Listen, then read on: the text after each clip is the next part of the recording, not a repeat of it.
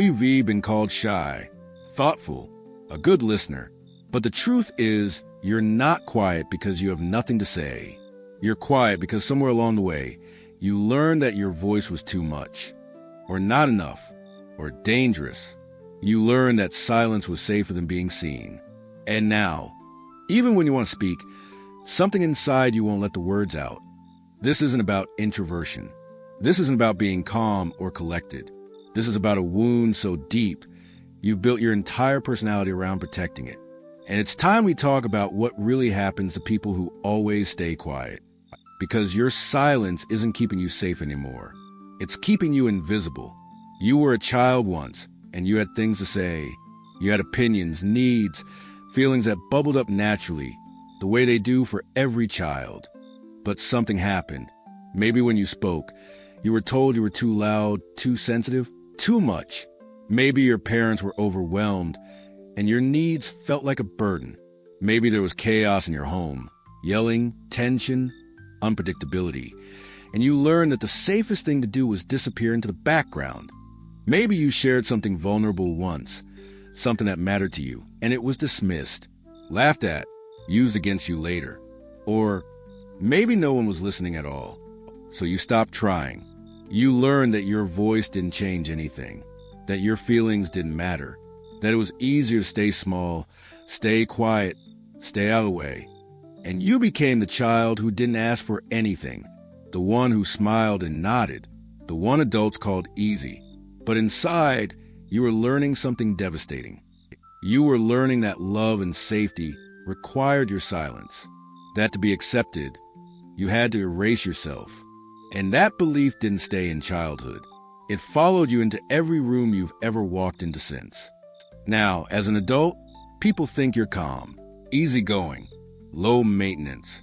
But what they don't see is the war happening inside you every time you want to say something and don't. Every time someone asks what you want and you say, I don't mind, because saying what you actually want feels terrifying.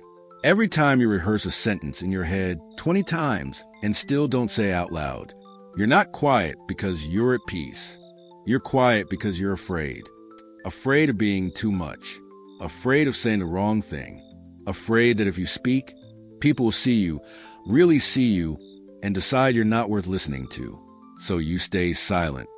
And the silence feels like safety. But it's not. It's a prison. And you're both the prisoner and the guard. Let's talk about what's really happening in your nervous system. When you were young and your voice was ignored, dismissed, or punished, your brain registered that as a threat. Not a loud, obvious threat, but a relational one. The kind that says, if I'm too much, I'll be rejected. If I'm too much, I'll be alone. So your nervous system adapted. It created a survival strategy. Stay quiet. Stay small. Don't take up space. This is what psychologists call a fawn response. It's not fight. It's not flight. It's not even freeze. It's please. It's the deep, unconscious belief that your safety depends on not upsetting anyone, on being agreeable, invisible, easy to be around.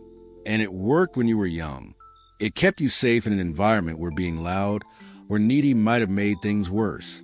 But now, you're not in that environment anymore, and your nervous system hasn't caught up. It's still running the same program, still telling you that your voice is dangerous, that your needs are too much, that silence is survival. But here's the truth. That program is outdated, and it's costing you everything, because when you stay quiet, you don't just withhold your words, you withhold yourself. You sit in conversations where people say things you disagree with, and you say nothing. You let people make plans for you, decide for you, speak over you. You watch opportunities pass by because you didn't speak up, didn't ask, didn't say, I want this. You stay in relationships where you're not seen, not heard, not valued, because at least you're not alone. At least you're not rejected, except you are alone, because no one knows who you really are. You become so good at hiding that even the people closest to you only know the version of you that's safe. The version that doesn't need anything, doesn't want anything, doesn't feel anything too deeply. And the real you, the one with opinions and desires and anger and joy and needs, that version stays locked inside. unseen, unheard, slowly suffocating. You tell yourself it's fine, that you're just not a big talker, that you don't need much. But late at night, when you're alone, you feel it. The loneliness, the frustration, the heartbreak of being surrounded by people and still feeling invisible. And the worst part, you're doing it to yourself. Not because you're weak, not because you're broken, but because you're still trying to survive a childhood that's over. Here's what no one tells you about staying quiet. It doesn't just affect how others see you. It affects how you see yourself. When you silence your voice over and over, you start to believe you don't have one. When you hide your needs, you start to believe you don't deserve to have them met. When you erase yourself to keep the peace, you start to believe that peace is more important than your presence. And slowly, quietly you disappear. Not physically, but emotionally, psychologically. You become a ghost in your own life. And the people around you, they don't even notice. Because you've trained them not to. You've trained them that you don't need anything. That you're fine with whatever. That your voice doesn't matter. And they believe you. Because why wouldn't they? You've been so convincing. But here's the truth you need to hear. Your voice matters. Your needs matter. Your presence matters. Not because of what you do or how easy you are to be around, but because you exist. Because you're human. And every human deserves to take up space. To be heard. To be seen. Not just a polished, quiet, agreeable version. The real version. The messy, complicated, full version. And it's time to start letting that version out. Healing doesn't mean suddenly becoming loud or extroverted. It doesn't mean forcing yourself to talk when you don't want to. It means learning that your voice is safe, that your needs are not a burden, that you can take up space without being too much.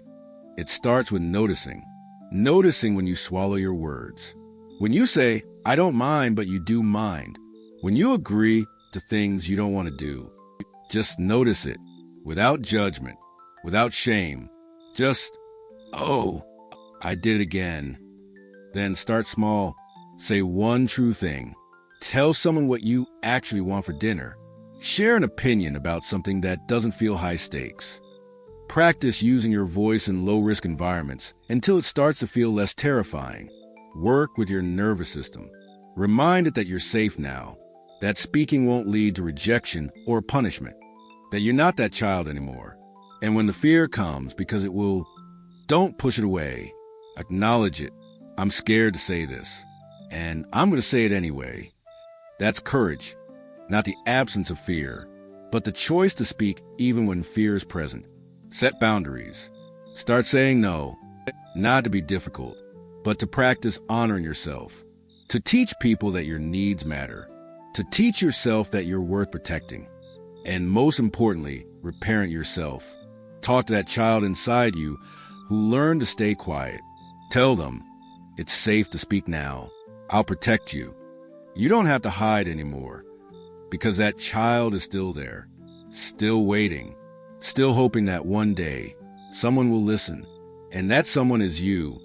Your silence was never about being shy. It was about survival, about adapting to an environment that didn't make space for you. But you're not in that environment anymore. And the world needs to hear what you have to say. Not because you have to be loud, but because your voice, your truth, your presence, that's your birthright. And you've been quiet long enough. It's time to let yourself be heard. Not for anyone else, but for you, because you deserve to exist out loud.